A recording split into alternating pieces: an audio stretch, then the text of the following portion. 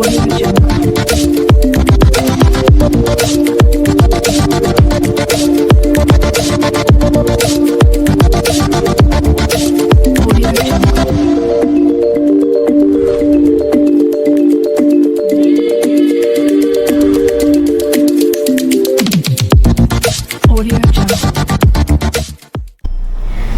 dengan April, saya adalah seorang ibu dari seorang putri dan putri saya berusia 4 tahun. Di sini saya mau berbagi cerita kepada sahabat sekalian bahwa di mana suatu hari tempat kerja saya sudah merencanakan acara family gathering ke Bali, dan pada saat itu kami bertiga, saya, suami dan putri saya memang sudah mendaftar ikut dan sudah mempersiapkan semuanya dengan baik. Dan begitu juga dengan saya, karena saya juga diberikan kepercayaan dan tugas untuk mengelola acara tersebut.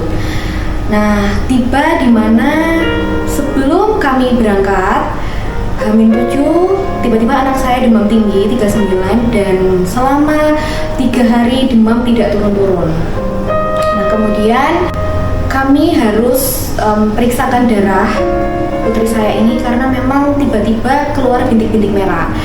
Dan di situ kami sudah merasa, waduh gitu, ini kenapa? Karena sebelumnya tidak ada bintik-bintik merah. Dan benar, ketika kami bawa ke klinik dan hasil darah itu sudah keluar, memang trombositnya sangat rendah.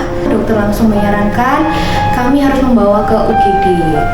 Nah, setelah di UGD kami juga merasakan campur aduk ya, karena ini kali pertama putri kami harus ke rumah sakit. Ini kali pertama dia harus diambil darahnya, kemudian dipasang infus. Dan untuk proses pasang infus pun itu juga sering gagal. Jadi sehingga harus diulang beberapa kali, dan itu kami sebagai orang tua itu merasa sedih ya ketika anak sekecil itu harus diambil darah seperti itu kan, karena memang disarankan untuk cek rutin darah lengkap. Singkat cerita, oleh karena memang kondisinya saat itu drop, karena memang sudah benar-benar lemas dan sudah disarankan harus rawat inap.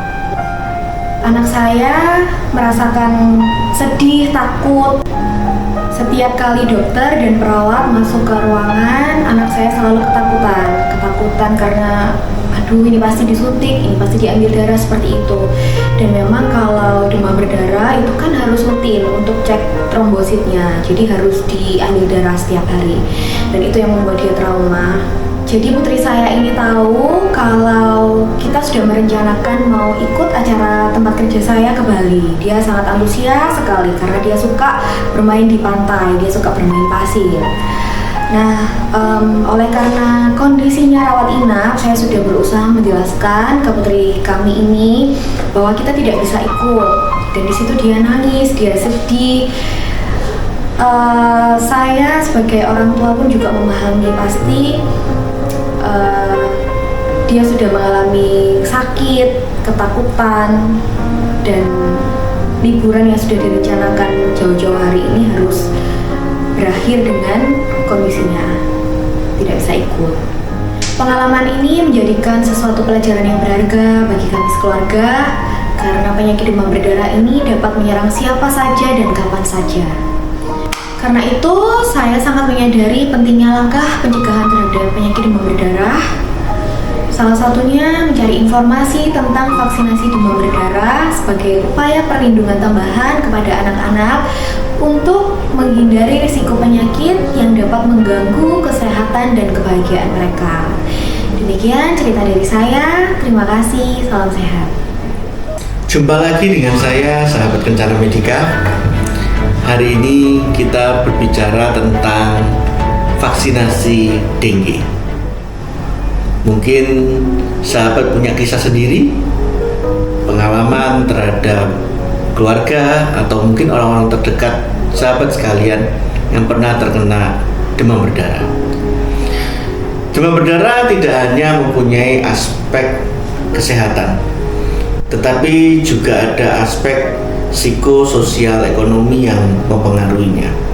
Kita tahu demam berdarah bukan penyakit ringan dan seringkali membuat kita menjadi terhalang aktivitasnya akibat penyakit ini.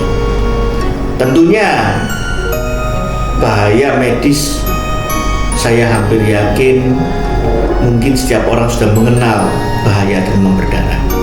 Tetapi kadang yang kita lupa bahwa demam berdarah juga mempengaruhi aktivitas kita. Liburan yang gagal, rencana-rencana yang kita sudah rencanakan jauh-jauh hari bisa gagal. Anak pada waktu ujian juga tidak bisa masuk sekolah, jadi ujiannya harus mundur.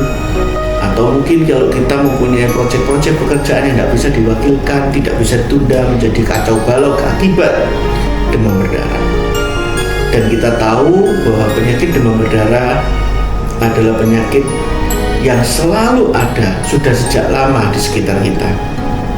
Kita kesulitan sekali untuk melakukan eradikasi meskipun kita sudah memberikan penyuluhan tentang lingkungan. Namun kita tahu bahwa negara tropis memang cuaca ini menjadi, apalagi akhir-akhir ini, menjadi sangat tidak menentu. Musim panas yang banyak hujan, nah itu juga seringkali menimbulkan genangan-genangan air yang tidak menutup kemungkinan nyamuk bisa berkembang biak di sana.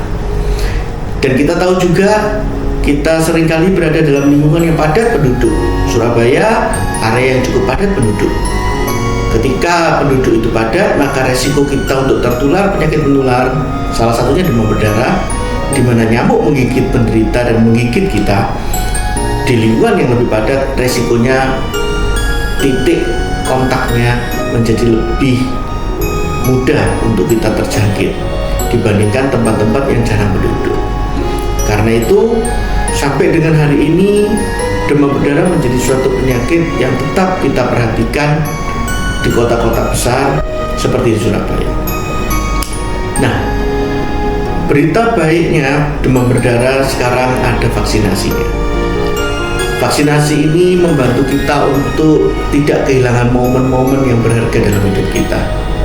Selain juga untuk menyelamatkan jiwa, menghindarkan kita dari masuk rumah sakit, namun vaksinasi demam berdarah ini juga bisa mencegah kita tertular, bahkan mempercepat fase penyembuhannya.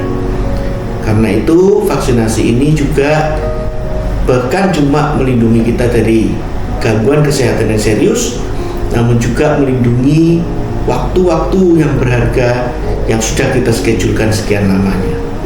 Semoga informasi ini bermanfaat. Selamat Hari Demam Berdarah, dan saya ucapkan semoga teman-teman sekalian, sahabat-sahabat sekalian selalu dalam kondisi yang sehat. Sampai jumpa.